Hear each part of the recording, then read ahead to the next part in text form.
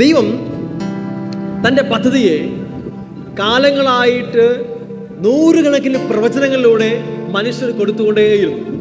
ആദ്യം അബ്രഹാമിനെ വിളിച്ചു. നമുക്കറിയാം, ഹവ്വയോട് തന്നെ പറഞ്ഞു, സ്ത്രീയുടെ സന്തതി ശത്രുവിന്റെ തലയെ തകർക്കുമെന്ന് പറഞ്ഞു.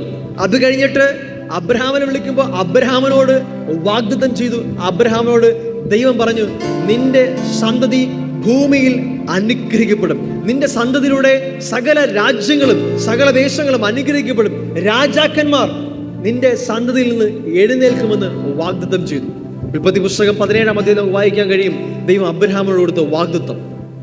ഞാൻ കഴിഞ്ഞ ദിവസം കൂടെ സംസാരിച്ചായിരുന്നു, ദൈവം തൻ്റെ വാഗ്ദത്തത്തെ പഴയ നിയമത്തിൽ 4000 വർഷം വരുന്ന വലിയ ചരിത്രത്തിൽ ഓരോരുത്തരോടും ദൈവം വെളിപ്പെടുത്തുമ്പോൾ ഒരാളോട് പോലും സ്വർഗത്തിൽ കൊണ്ടുപോകാമെന്നൊരു വാഗ്ദത്തം കൊടുത്തതായി കാണുന്നില്ല. അബ്രഹാമോട് പറഞ്ഞില്ല, നീ എന്നെ അനുസരിച്ച് നടന്നാൽ, ഞാൻ പറയുന്നതൊക്കെ അനുസരിച്ച് ഈ ഭൂമി നടന്നാൽ നിന്നെ സ്വർഗത്തിൽ കൊണ്ടുപോകാമെന്ന് ദൈവം പറഞ്ഞില്ല. പകരം അബ്രഹാമോട് പറഞ്ഞു, നീ എൻ്റെ വാക്കുകൾ അനുസരിച്ച് നടന്നാൽ നിന്നിലൂടെ ഞാൻ ഈ ദേശത്തെ രാജ്യങ്ങളെ അനുഗ്രഹിക്കും, നിന്റെ സന്തതി അനുഗ്രഹിക്കപ്പെടും, നിന്റെ സന്തതിയിലൂടെ രാജാക്കന്മാർ എഴുന്നേൽക്കും. ഹല്ലേലൂയ. അത് കഴിഞ്ഞ് കുറെ നാൾ കഴിഞ്ഞപ്പോൾ യാക്കോബിലൂടെ ഒരു വലിയ ജനത എഴുന്നേറ്റു. ഇസ്രായേൽ എന്ന ഒരു രാജ്യം എഴുന്നേറ്റു, ഒരു ജനത എഴുന്നേറ്റു. ദൈവം വാഗ്ദത്തം ചെയ്ത പോലെ രാജ്യം എഴുന്നേറ്റു, രാജാക്കന്മാർ വന്നു. നിർഭാഗ്യവശാൽ അവർ മിസ്രൈമിൽ അടിമത്തത്തിലേക്ക് പോയെങ്കിലും ദൈവം അവരെ തള്ളിക്കളഞ്ഞില്ല. ദൈവം അവരെ വീണ്ടും ചേർത്ത് പിടിച്ചു, അവരെ അവിടെ നിന്ന് പുറത്തു കൊണ്ടുവന്നു. പുറപ്പാട് പുസ്തകം 19-ാം അധ്യായം വായിക്കുമ്പോൾ അവിടെ ദൈവം അവരോട് വീണ്ടും പറയുകയാണ്, നിങ്ങൾ എനിക്കൊരു പുരോഹിത രാജത്വവും വിശുദ്ധ ജനവുമായിരിക്കും. ഇസ്രായേൽ മക്കളെ മിസ്രൈമിൽ നിന്ന് പുറത്തു കൊണ്ടുവരുമ്പോൾ ദൈവത്തിന്റെ പദ്ധതി അവർ ഓരോരുത്തരും രാജകീയ പുരോഹിത വർഗമായിരിക്കണമെന്നാണ്. ഒരാൾ മാത്രം രാജാവാകണമെന്ന് ദൈവത്തിന്റെ പ്ലാനിലായിരുന്നു. ദൈവത്തിന്റെ പ്ലാൻ എല്ലാവരും രാജാക്കന്മാരെ പോലെ വാഴണമെന്നായിരുന്നു. കനാൻ ദേശത്ത് കൊണ്ടുപോയപ്പോൾ ദൈവം അവരെ വാഴുവാനായി ന്യായാധിപന്മാരെ ആക്കി വെച്ചു. ന്യായാധിപന്മാരുടെ പുസ്തകം വായിക്കുമ്പോൾ കാണാൻ കഴിയും, ദൈവം ന്യായാധിപന്മാരിലൂടെ അവിടെ വാഴ്ച നടത്തി. അപ്പോഴും രാജാവ് ദൈവമായിരുന്നു, യഹോവയായ ദൈവം അവരുടെ രാജാവായിരുന്നു. പക്ഷെ കാലം കഴിഞ്ഞ് കുറെ നാൾ കഴിഞ്ഞു പോയപ്പോൾ ഇസ്രായേൽ മക്കൾ ചുറ്റുമുള്ള രാജ്യങ്ങളെ നോക്കി, അവരെ കണ്ട്, അവിടുത്തെ രാജാക്കന്മാരെ കണ്ട് അവർ ദൈവത്തോട് ചോദിക്കാൻ പറഞ്ഞു. അവർ ശമൂവേൽ പ്രവാചകനോട് പറഞ്ഞു, ഞങ്ങൾക്കും അതുപോലെ രാജാവിനെ വേണം. ഏതുപോലെ? ചുറ്റുമുള്ള രാജ്യങ്ങൾ, ദൈവത്തെ അറിയാത്ത രാജ്യങ്ങളിൽ രാജാക്കന്മാരുള്ള പോലെ ഞങ്ങൾക്കും ഒരു രാജാവിനെ വേണം. യഥാർത്ഥത്തിൽ അവിടെ അവർക്ക് രാജാവായിരുന്ന യഹോവയെ രാജാവായി വേണ്ട എന്ന് അവർ അക്ഷരാർത്ഥത്തിൽ പറയുകയായിരുന്നു. ശമൂവേൽ പ്രവാചകന് വലിയ വിഷമമുണ്ടാക്കിയ കാര്യമായിരുന്നു. പക്ഷെ ദൈവം പറഞ്ഞു, ശമൂവേലേ, നീ വിഷമിക്കേണ്ട, അവർ നിന്നെയല്ല എന്നെയാണ് തള്ളിക്കളഞ്ഞത്. ഞാനാണ് അവരുടെ ദൈവം, ഞാനാണ് അവരുടെ രാജാവ്. ഇപ്പോൾ ഞാൻ അവർക്ക് രാജാവും ദൈവവുമാണ്. പക്ഷെ അവരിപ്പോൾ എന്നെ തള്ളിക്കളഞ്ഞിരിക്കുകയാണ്. ദൈവം അവരുടെ സ്നേഹത്തിന്റെ, അവരുടെ ഹൃദയത്തിന്റെ വിചാരത്തിന് വിട്ടുകൊടുത്തു. ദൈവിക സ്നേഹം എത്ര വരും നോക്കിയേ. ദൈവം അവരുടെ ഇഷ്ടത്തിന് വിട്ടുകൊടുത്തിട്ട് പറഞ്ഞു, നിങ്ങൾക്ക് ഞാനൊരു രാജാവിനെ ചൂസ് ചെയ്ത് തിരഞ്ഞെടുത്തരാം. അങ്ങനെ കൊടുത്ത രാജാക്കന്മാരിൽ പ്രധാനിയായിരുന്നു ദാവീദ്. ദൈവത്തിന്റെ വാഗ്ദത്തം ചരിത്രത്തിൽ ഇങ്ങനെ കാണാൻ കഴിയും. ഞാൻ പറഞ്ഞതുപോലെ ആദാമിൽ തുടങ്ങി, അബ്രഹാമിൽ തുടങ്ങി, ഇങ്ങനെ ആ വാഗ്ദത്തം തുടർന്നുകൊണ്ടേയിരുന്നു. ദാവീദിനോടും ദൈവം വാഗ്ദത്തം ചെയ്തു. 2 ശമൂവേലിന്റെ പുസ്തകം 7-ാം അധ്യായത്തിൽ വായിക്കുമ്പോൾ അവിടെ ഇങ്ങനെ എഴുതുന്നതാണ്, ദാവീദിനോട് ദൈവം പറയുകയാണ്, നിന്നിൽ നിന്ന് ഉത്ഭവിക്കാനിരിക്കുന്ന സന്തതിയെ ഞാൻ നിനക്ക് പിന്തുടർച്ചയായി സ്ഥിരപ്പെടുത്തുകയും അവന്റെ രാജ്യത്വം ഉറപ്പാക്കുകയും ചെയ്യും.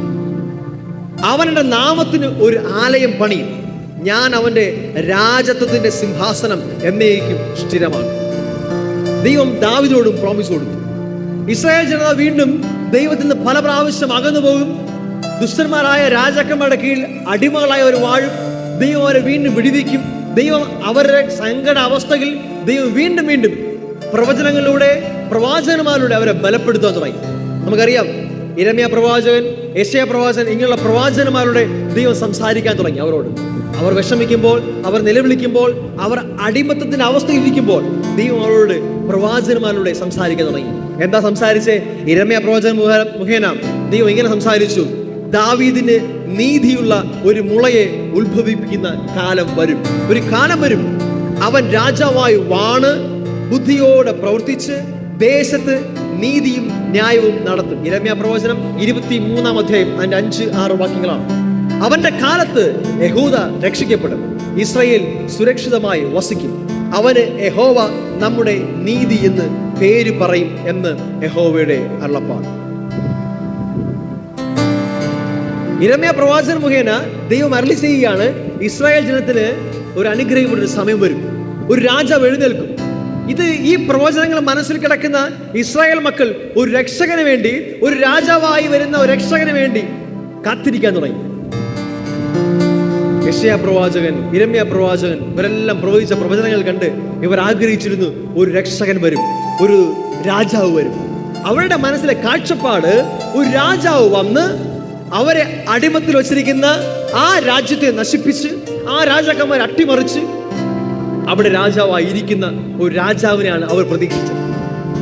നമുക്കറിയാം, യേശു ഈ ഭൂമിയിലേക്ക് വന്നപ്പോൾ യഹൂദ ജനം പ്രതീക്ഷിച്ചത് അവരെ അടിമകളാക്കി വെച്ചിരിക്കുന്ന റോമൻ സാമ്രാജ്യം തകർത്ത് യേശു അവരെ വിടുവിച്ച് അവിടെ രാജാവായി വാഴുമെന്നായിരുന്നു. പക്ഷെ അവരുടെ പ്രതീക്ഷകൾക്ക് അപ്പുറമായി അതിനെല്ലാം തകിടം മറിച്ചുകൊണ്ട് യേശു വന്നത് ഇവിടെ ഒരു പൊളിറ്റിക്കൽ ഗവൺമെന്റിനെ സ്ഥാപിക്കാനായിരുന്നില്ല, പകരം നിത്യമായ മറ്റൊരു രാജ്യത്തെ സ്ഥാപിക്കാനായിരുന്നു. ഹല്ലേലൂയ. ഒരു രാജ്യം സ്ഥാപിക്കാനായിരുന്നു, പക്ഷേ അത് ഐഹികമായിരുന്നില്ല. ഈ ലോകത്തിലെ ഒരു പൊളിറ്റിക്കൽ ലീഡറിനെ അട്ടിമറിച്ചു കൊണ്ടുവരുന്ന ഒരു പട്ടാള മേധാവിയായിട്ട് വരുന്ന ഒരു ചിത്രമായിരുന്നു അവരുടെ മനസ്സിൽ. പക്ഷെ യേശു അങ്ങനെ ആയിരുന്നില്ല. പകരം യേശു സകല മാനവരാശിയും പാപത്തിൽ നിന്നും മരണത്തിൽ നിന്നും വീണ്ടെടുക്കുന്നതിനും പിതാവിൻ്റെ ഹൃദയത്തെ വെളിപ്പെടുത്തുന്നതിനായും അതിനായിരുന്നു യേശു വന്നത്. യേശുവിൻ്റെ പ്രധാന പർപ്പസ് ഇതായിരുന്നു, സകല മാനവരാശിയും, യഹൂദന്മാരെ മാത്രമല്ല, ഇസ്രായേൽ മക്കളെ മാത്രമല്ല, പാപത്തിൽ നിന്നും മരണത്തിൽ നിന്നും വീണ്ടെടുക്കാൻ. അതിനപ്പുറമായി അവരുടെ മനസ്സിൽ പിതാവിനെ കുറിച്ചുള്ള തെറ്റായ ചിന്തകളെ മാറ്റി യഥാർത്ഥമായുള്ള പിതാവിനെ വെളിപ്പെടുത്താനാണ് യേശു വന്നത്. ഹല്ലേലൂയ. എന്നിട്ട് യേശു വന്ന് ഒരു രാജ്യം പ്രസംഗിക്കാൻ തുടങ്ങി. എന്താ രാജ്യം? ദൈവരാജ്യം. യേശു പ്രസംഗിച്ചു, ദൈവരാജ്യം സമീപിച്ചിരിക്കുന്നു, നിങ്ങളെല്ലാവരും ആ ദൈവരാജ്യത്തിലേക്ക് പ്രവേശിക്കുവാൻ, നിങ്ങളെ സ്വർഗത്തിൽ കൊണ്ടുപോകാമെന്നല്ല.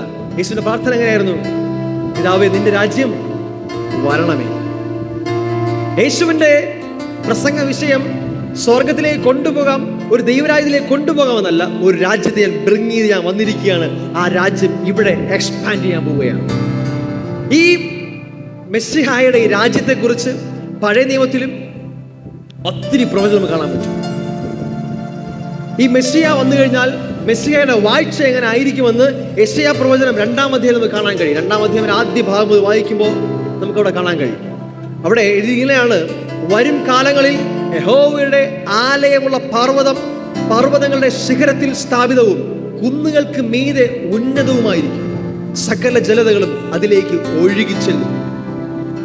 എൻ്റെ അവസാന ഭാഗം ഇങ്ങനെയാ പറയുന്നത്, അന്ന് അവരുടെ വാളുകളെ കലപ്പകളായും കുന്തങ്ങളെ വാക്കത്തികളായും അടിച്ച് തീർക്കും. ജനതയ്ക്ക് നേരെ വാളോങ്ങുകയില്ല, അവർ ഇനി യുദ്ധം അഭ്യസിക്കുകയുമില്ല. ദൈവരാജ്യത്തിന്റെ ഒരു വാഴ്ച തുടങ്ങുമ്പോൾ അതുവരെ യുദ്ധം ചെയ്യുവാനായി സ്വരുക്കൂട്ടി വെച്ചിരിക്കുന്ന ആയുധങ്ങളെ അവർ അഗ്രികൾച്ചർ പർപ്പസിലേക്ക്, കൃഷി ആയുധങ്ങളായി ഉപയോഗിക്കും. എന്ന് വെച്ചാൽ ഇനിയൊരു യുദ്ധമില്ല. ദൈവിക വാഴ്ച വരുമ്പോൾ അവിടെ പരസ്പരം അടിയില്ല, രാജ്യത്തോട് എതിർക്കുമെന്നല്ല. ദൈവിക വാഴ്ച എന്ന് പറയുന്നത് സന്തോഷവും സമാധാനവും നിറയുകയും അവിടെ പരസ്പരം അവർ സ്നേഹത്തിൽ ഐക്യത്തിലായിരിക്കുമെന്നാണ് യെശയ്യാ പ്രവചനം വിളിച്ചു പറയുന്നത്. ഇതാണ് മെസ്സിയായി കിങ്ഡം, ദൈവിക രാജ്യം എങ്ങനെ ആയിരിക്കുമെന്ന് അവിടെ പറയുന്നു. ആ രാജ്യത്തിന് അവസാനം ഉണ്ടാകുകയില്ല, അത് വളർന്നുകൊണ്ടേയിരിക്കും. ഈ ലോകത്തിന്റെ സിസ്റ്റവും ദൈവരാജ്യത്തിനുള്ള വ്യത്യാസം എന്ന് പറയുന്നത് ദാനിയേലിന്റെ പ്രവചനം വായിക്കുമ്പോൾ നമുക്ക് വളരെ വ്യക്തമാണ്. നമുക്കറിയാം, നമുക്കൊരു കഥ ഓർമ്മ ഉണ്ടാവും. ദാനിയേൽ പ്രവചനം നെബൂഖദ്നേസർ രാജാവ് കാണുന്ന ഒരു സ്വപ്നത്തെ വ്യാഖ്യാനിക്കുന്നു. ആ സ്വപ്നം വ്യാഖ്യാനിക്കാൻ ആർക്കും കഴിയാതിരുന്നപ്പോ ദാനിയേൽ അത് വ്യാഖ്യാനിച്ചു കൊടുക്കുന്നുണ്ട്. ആ സ്വപ്നത്തിന്റെ ചുരുക്കം എങ്ങനെയാണ്? ഒരു വലിയ ബിംബം, അതിന്റെ രൂപം ഭയങ്കരമായിരുന്നു. അതിന്റെ തല സ്വർണം കൊണ്ടുള്ളത്, ശ്രദ്ധിക്കണേ, തല സ്വർണം കൊണ്ടുള്ളത്, നെഞ്ചും കൈകളും വെള്ളി കൊണ്ടുള്ളത്, അല്ലെ ഈ പോർഷൻ വെള്ളി കൊണ്ടുള്ളത്, വയറും അരയും താമ്രം കൊണ്ടുള്ളത്, താഴോട്ടുള്ള ഭാഗം ഇരുമ്പ് കൊണ്ടുള്ളത്, പിന്നെ കാലിന്റെ പകുതി ഇരുമ്പും പകുതി കളിമണ്ണുമായിരുന്നു. ഇത്തരത്തിലുള്ള ഒരു വലിയ ബിംബമാണ് കണ്ടത്. എന്നിട്ട് കാണുകയാണ് ഒരു കല്ല് ആരുടെയും കൈ തൊടാതെ പറഞ്ഞു വന്ന് ഈ ബിംബത്തിന്റെ കാലിൽ അടിച്ച് തകർത്ത് കളഞ്ഞു. ആ പിക്ചറിന് മനസ്സിൽ വേണം. തല സ്വർണം കൊണ്ടുള്ളതാണ്, നെഞ്ചും കൈകളും വെള്ളി കൊണ്ടുള്ളതാണ്, വയറും അരയും ഭാഗം താമ്രം കൊണ്ടുള്ളതാണ്, തുട ഈ ഭാഗം ഇരുമ്പ് കൊണ്ടും, കാല് പകുതി ഇരുമ്പ് പകുതി കളിമണ്ണുള്ളതാണ്. ഓക്കെ, അത്തരത്തിലുള്ളൊരു ബിംബമാണ് ഉണ്ടായത്. ശ്രദ്ധിക്കേണ്ട ഒരു പോയിന്റ്, ആരുടെയും കൈ തൊടാതെ ഒരു കല്ല് തനിയെ പറഞ്ഞു വന്ന് ഇതിന്റെ കാലിലടിച്ചു. ഇത് കംപ്ലീറ്റ് ആയിട്ട് തകർന്നു പോയി. എന്നിട്ടോ പ്രധാനപ്പെട്ട കാര്യം, ആ ബിംബത്തെ അടിച്ച കല്ല് അതൊരു ചെറിയ കല്ലായിരുന്നു. അത് വളർന്ന് വളർന്ന് വളർന്ന് ഒരു വലിയ പർവ്വതം പോലെ ആയി ഭൂമിയിലെല്ലാം നിറഞ്ഞു. ഈ വാക്യങ്ങൾ ശ്രദ്ധിക്കണം, ഭൂമിയിലെല്ലാം നിറഞ്ഞു. എന്നിട്ട് വ്യാഖ്യാനം ദാനിയേൽ പറയുന്നുണ്ട്. അടുത്ത് പറയുകയാണ്, ദാനിയേൽ പറയുകയാണ്, നെബൂഖദ്നേസർ രാജാവിനോട് പറയുകയാണ്, തിരുമനസ്സേ, ഈ ആദ്യത്തെ തല, പൊന്നുകൊണ്ടുള്ള തല അങ്ങാണ്. അതായത് ബാബിലോൺ സാമ്രാജ്യം, അന്ന് ഭരിച്ചിരുന്ന ബാബിലോൺ സാമ്രാജ്യത്തെ കുറിച്ചാണ് പറയുന്നത്. അപ്പൊ മനസ്സിലായി, ഓരോ പോർഷൻ ഓരോ സാമ്രാജ്യമാണ്, ഓരോ രാജ്യമാണ്, ഓരോ രാജഭരണമാണ്. ബാബിലോൺ സാമ്രാജ്യത്തെ കുറിച്ച് പറയുകയാണ്, തല സ്വർണ്ണമുള്ളത്.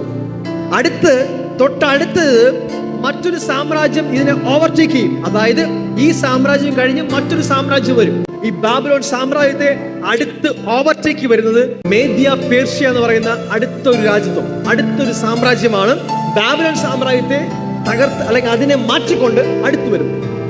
അത് കഴിഞ്ഞ് നമുക്കിവിടെ അറിയാം 4 പോർഷൻസ് കാണാൻ പറ്റും. ഏറ്റവും മുകളിൽ സ്വർണം കൊണ്ടുള്ളത്, വെള്ളി കൊണ്ടുള്ളത്, താമ്രം കൊണ്ടുള്ളത്, ഇരുമ്പും കളിമണ്ണും, ഈ ഒരു പോർഷൻ. ഓക്കെ, അപ്പൊ ഏറ്റവും സ്വർണം കൊണ്ടുള്ളത് ബാബിലോൺ സാമ്രാജ്യമായിരുന്നു. അത് സ്ട്രൈറ്റ് ആയിട്ട് തന്നെ ദാനിയേല് അവിടെ നെബൂഖദ്നേസറിനോട് പറയുന്നുണ്ട്.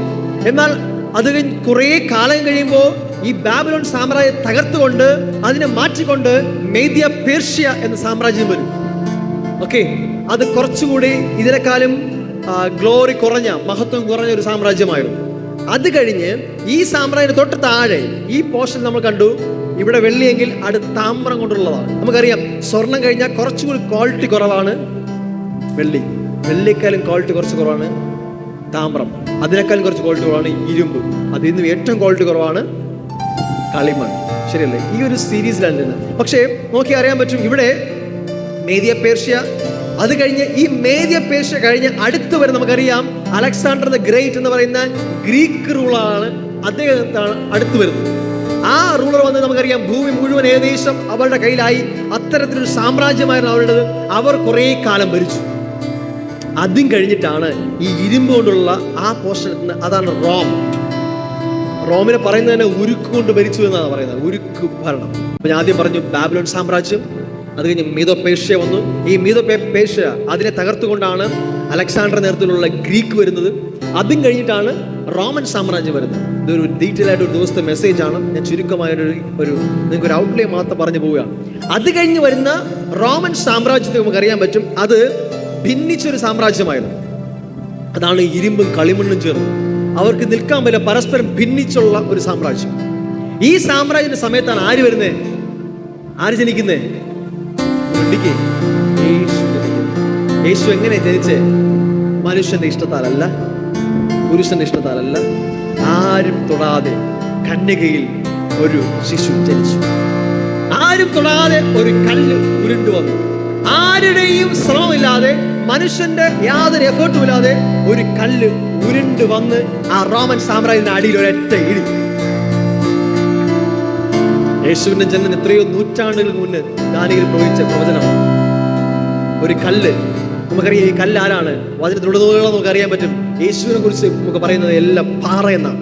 കൊരിന്ത്യർ ലേഖനത്തിൽ വായിക്കുന്നത് 1 കൊരിന്ത്യർ 10:4 പറയുന്നത് ഇങ്ങനെയാണ്: എല്ലാവരും ഒരേ ആത്മീയ പാനീയം കുടിച്ചു, അവരെ അനുഗമിച്ച ആത്മീയ പാറയിൽ നിന്നല്ല അവർ കുടിച്ചത്. ആ പാറ ക്രിസ്തുവായി. നമുക്കറിയാം വീട് പണിയുന്നവർ തള്ളിക്കളഞ്ഞ കല്ല് മൂലക്കല്ലായി തീർന്നിരിക്കുന്നു. അവിടെയും സ്റ്റോൺ, ഇതേ സ്റ്റോൺ തന്നെ അവിടെ ഉപയോഗിച്ച വാക്ക്.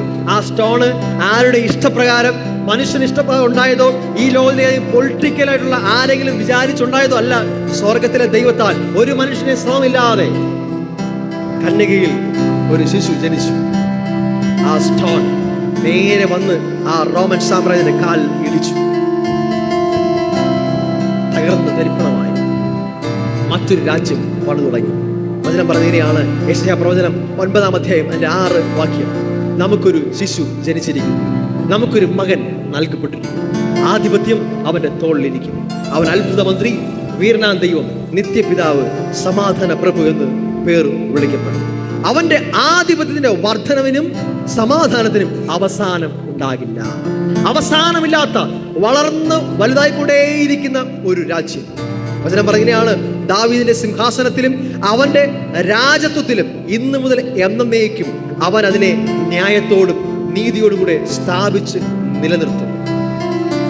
നമുക്കറിയാം, ആദമിലും അബ്രഹാമിനും ദാവീദിനും വാഗ്ദത്തം ചെയ്ത ആ സന്തതി വന്നു നിൽക്കുന്നത് യേശുവിലാണ്. ആ സന്തതി, സ്ത്രീയുടെ സന്തതി, ശത്രുവിന്റെ തല തകർക്കുമെന്ന് അന്ന് പ്രവചിച്ച ആ സന്തതി വന്നു നിൽക്കുന്നത് യേശുവിലാണ്. നമുക്കറിയാം, കാൽവരി ക്രൂശിൽ യേശു ശത്രുവിന്റെ തലയെ തകർത്തു. ഹല്ലേലൂയ! എല്ലാ പ്രവചനങ്ങളും നിവൃത്തിയാവുകയാണ് യേശുവിൽ. മത്തായിയുടെ സുവിശേഷം 8-ാം അധ്യായം വായിക്കുമ്പോൾ അവിടെ തലമുറകൾ എഴുതിയിട്ടുണ്ട്. അബ്രഹാം മുതൽ ദാവീദ് വരെ 14 തലമുറ. അത് അബ്രഹാമുമായി ദൈവമായിട്ടുള്ള ഉടമ്പടിയുടെ ഭാഗമായിട്ടുള്ളത്. അടുത്ത ദാവീദ് മുതൽ അടുത്തൊരു 14 തലമുറ ദാവീദും ദൈവമായുള്ള ഉടമ്പടിയുടെ ഭാഗമായിട്ടുള്ളത്. എന്നാൽ അടുത്തൊരു തലമുറ ക്രിസ്തുവിലേക്ക് വന്ന് കംപ്ലീറ്റ് ആകുന്ന, പൂർത്തീകരണം വരുന്ന അടുത്തൊരു 14 തലമുറ. എല്ലാ പ്രവചനങ്ങളും ക്രിസ്തുവിൽ നിവൃത്തിയായി തീർന്നില്ല. ഈ പാറ, ഈ കല്ല് ആ ഗവൺമെന്റിനെ തകർത്ത് തരിപ്പണമാക്കി എന്ന് മാത്രമല്ല, ആ കല്ല് അങ്ങനെ ഇരുന്നില്ല.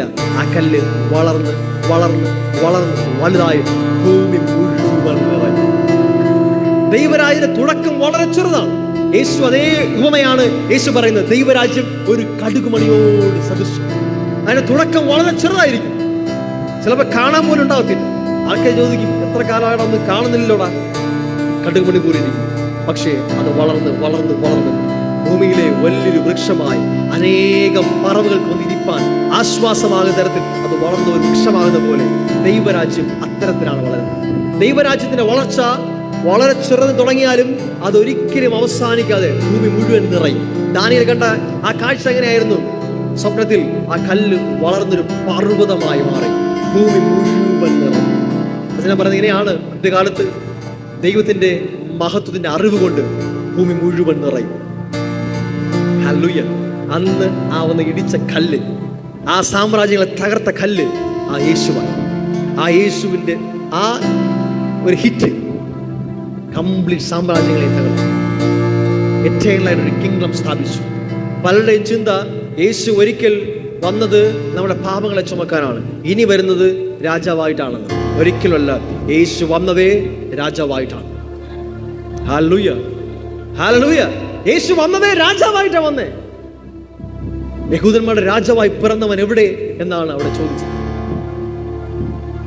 അവൻ അത്ഭുത മന്ത്രി, വീരനാം ദൈവം, നിത്യപിതാവ്, ആധിപത്യം അവന്റെ തോളിൽ.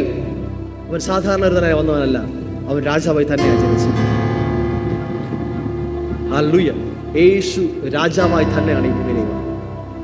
വീണുപോയ ഒരു രാജാവിന് പകരം മറ്റൊരു രാജാവായിട്ടാണ് യേശു ഈ ഭൂമിയിലേക്ക് വന്നത്. ആദാം വീണപ്പോ ഒരു മകൻ മാത്രം വീണതല്ല, ദൈവത്തിന്റെ മകൻ വീണുപോയത് മാത്രമല്ല, ഒരു രാജാവിന്റെയും വീഴ്ചയായിരുന്നു അത്. എന്നാൽ യേശു രാജാവായി തിരികെ വന്നു. ആ വീണുപോയ സ്ഥലത്ത് മനുഷ്യനെ തിരിച്ചു നിർത്തി, നഷ്ടമായ ജീവനെ തിരികെ നൽകി, അധികാരം തിരികെ നൽകി, നമ്മെ വീണ്ടും പുനഃസ്ഥാപിക്കുകയാണ് ചെയ്യുന്നത്. ഇന്ന് യേശു ദൈവത്തിന്റെ വലത്തുഭാഗത്തിരുന്ന് വാണുകൊണ്ടേയിരിക്കുന്നു. അവൻ ഇനി ഒരിക്കൽ വാഴുമെന്നല്ല വചനം പറയുന്നത്, അവൻ സിയോനിൽ വാണുകൊണ്ടിരിക്കുന്നു. അവസാന ശത്രു കാൽ കീഴിലാകുവോളം അവൻ വാഴേണ്ടതാകുന്നു. വചനം പറയുന്നു, അന്ന് അവസാന ശത്രുവും കാൽ കീഴിലാകുമ്പോൾ, മരണം സഭയുടെ കാൽ കീഴിലാകുമ്പോൾ അവൻ രാജത്വം പിതാവിനെ ഏൽപ്പിക്കും. ഹല്ലേലൂയ! ഹല്ലേലൂയ! രാജത്വം പിതാവ് അന്ന് യേശുവിനെ ഏൽപ്പിക്കുന്നല്ല, യേശു ഇന്ന് വാണുകൊണ്ടിരിക്കുന്നു. കാരണം അവന്റെ വാഴ്ച നിങ്ങളുടെ വാഴ്ചയാണ്. അവൻ എങ്ങനെ ആയിരിക്കുന്നുവോ അങ്ങനെ നിങ്ങളെ ഈ ഭൂമിയിലാക്കിയിരിക്കുന്നു.